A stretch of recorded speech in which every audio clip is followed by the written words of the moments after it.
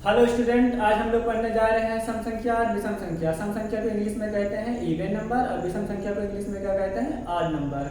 आज हम बहुत ही आसान भाषा में समझेंगे कि सम संख्या क्या होता है, विषम संख्या होता है। अगर कहीं भी कोई संख्या लिखा है तो उसको हम देख के बता देंगे कि यह संख्या सम है कि विषम संख्या है।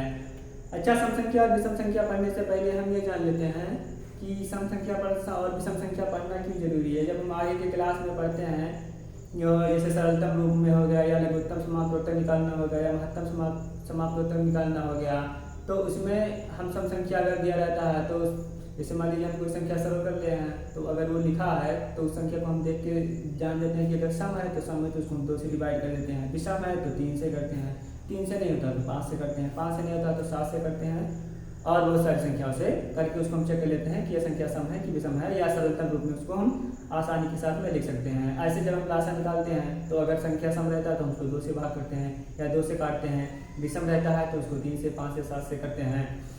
तो और उसके अलावा अगर क्लास में दिया रहता है, जैसे हम ये एग्जाम में आता है छोटे छोटे क्लास में, जैसे क्लास में आ जाता है 5 में 3 में 4 में कि इसमें से दिया रहता है संख्या, उसको छांट के बताओ कि यह संख्या सम है कि विषम है, तो क्या होता है कि हम उसको 2 से भाग करने में लग जाते हैं कि 2 से जब भाग करते हैं अगर करेगा तो हम उसको सम लिख देते हैं, नहीं तो विषम लिखते हैं। और इस डेफिनेशन में या इस परिभाषा में हम देखेंगे कि हो उसको हम देखते ही बता देंगे कि यह सम है कि विषम। उसमें टाइम भी बच जाएगा, आसानी से एक साथ में उसको तुरंत लिख दिया कि सम है, या सम है तो सम है, विषम है तो विषम लिख दिए। तो आइए हम देखते हैं, जैसे जिस संख्या के अंत में 0, 2, 4, 6, 8 हो तो वह संख्या क्या कहलाती है, सम संख्या कहलाती है। जैसे ये 290 लिखा है तो 290 के राशि में क्या है, 0 है, तो 0 है तो इससे हमें पता चल गया कि यह संख्या क्या है, सम है। ऐसे 652 लिखा है तो 652 के राशि में क्या है, 2 है, तो इससे हमें पता चल गया कि यह संख्या क्या है, सम संख्या है। 1074 लिखा है तो 74 इसके राशि में क्या है, 4 है, तो इससे हमें पता चल गया कि यह संख्या सम है। ये 83,556 है, तो हम इतना बड़ा संख्या लिखा है 83,556, अब उसको हम अगर भाग करते 2 से तो टाइम भी लग जाता। मान लीजिए कोई बच्चा नहीं कर पाया तो कैसे होगा, तो हम ये लास्ट में क्या देखे 6 है तो हम तुरंत लिख दिए कि यह सम है। 978 है तो 78 के लास्ट में ये 8 है तो क्या है, सम है।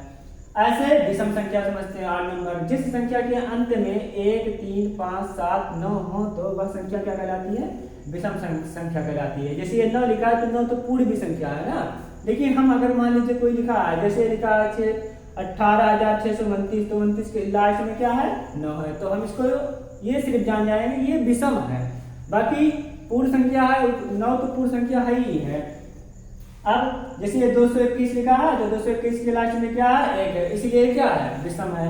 अच्छा, सम और विषम जब पता रहता है तो हम संख्या को जब सरल करने से पहले, जैसे 221 लिखा है तो हम इसके लास्ट में देखें 1 है, 221 है तो इसके लास्ट में क्या है, 1 है, तो हम जानेंगे कि ये विषम है, तो हम उसको 2 से डिवाइड ही नहीं करेंगे, डायरेक्ट किससे करेंगे, तो 3 से करेंगे। 3 से करेंगे, 3 से नहीं हो रहा है, 5 से करेंगे, 5 से नहीं तो 7 है, तो 7 से नहीं है तो 11 से करेंगे, या किसी भी संख्या मतलब और आसान संख्या है। 563 है तो ये विषम है, तो ये क्या है, 63 लास्ट में 3 है तो इसीलिए विषम है। 6,975 है लास्ट में 5 है तो क्या है, विषम संख्या है। 12,367 है तो क्या है, विषम है, क्योंकि लास्ट में के 7 है। 18,629 है तो लास्ट में क्या है, 9 है, तो ये क्या है, विषम है। तो हम इस तरह जाने कि सम संख्या और विषम संख्या को बहुत ही आसान भाषा में समझ लिए होंगे कि हो सम संख्या। आज के बाद में हम किसी भी संख्या को देखते ही बता देंगे कि यह संख्या क्या है, सम है कि विषम है। और जब हम कोई संख्या को सरल करेंगे तो हमारे ध्यान में रहेगा, जैसे संख्या को देखे तुरंत पता चलेगा कि यह सम है तो हम उसको 2 से काट रहे हैं, विषम है तो 3 से कर रहे हैं, 5 से कर रहे हैं या 7 से कर रहे हैं।